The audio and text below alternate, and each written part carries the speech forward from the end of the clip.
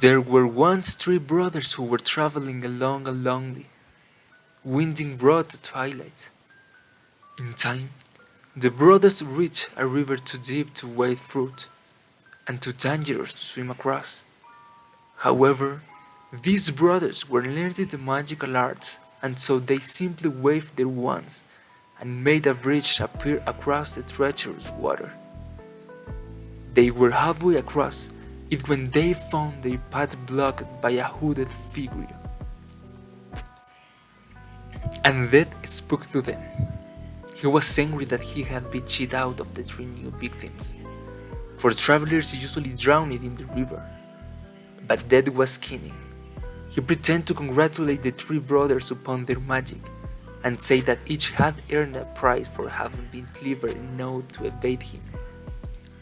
So, the oldest brother, who was combative man, asked for a wand more powerful than any in existence, a wand that must always win duels for its owners, a wand worthy of a wizard who had conquered death. So, Death crossed to an elder tree on the banks of the river, fashioned a wand from a branch and hewed there, and gave it to the oldest brother. Then, Death stood aside and allowed the three brothers to continue on their way. And they did so, talking with wonder of the adventure they had had, and admiring Death's gift. In due course, the brothers separated, each for his own destination.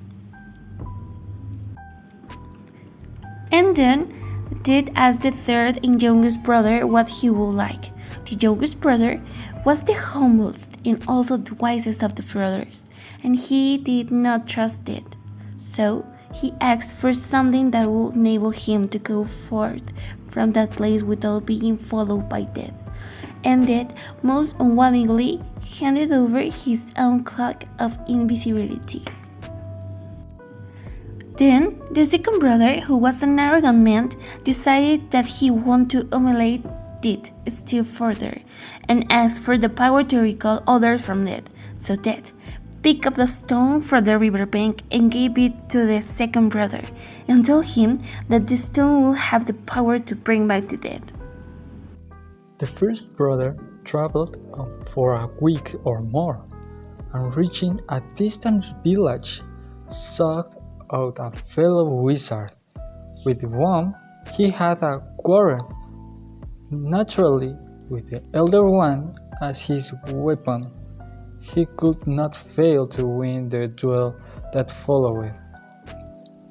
Leaving his enemy dead upon the floor, the oldest brother proceeded to an inn where he boasted loudly of the powerful wand he had snatched from Death himself, and of how it made him visible. That very night, another wizard crept upon his bed. The thief took the wand and, for good measure, slit the oldest brother's throat. And so Death took the first brother for his own. Meanwhile, the second brother returned to his own home, where he lived alone. Here he took out the stone that had the power to recall the dead and turned it thrice in his hand.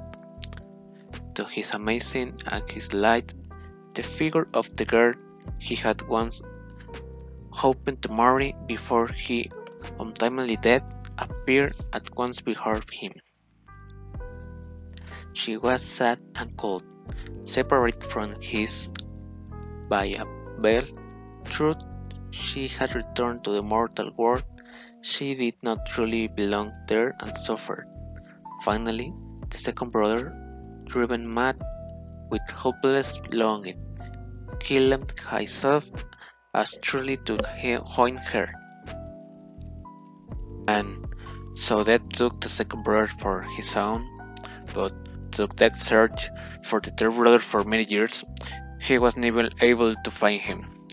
It was only when he had attained a great age to the youngest brother finally took off the cloak of the invisibility and gave it for his son. and then he grew dead as an old friend, and went with him gladly and equals they depart his life.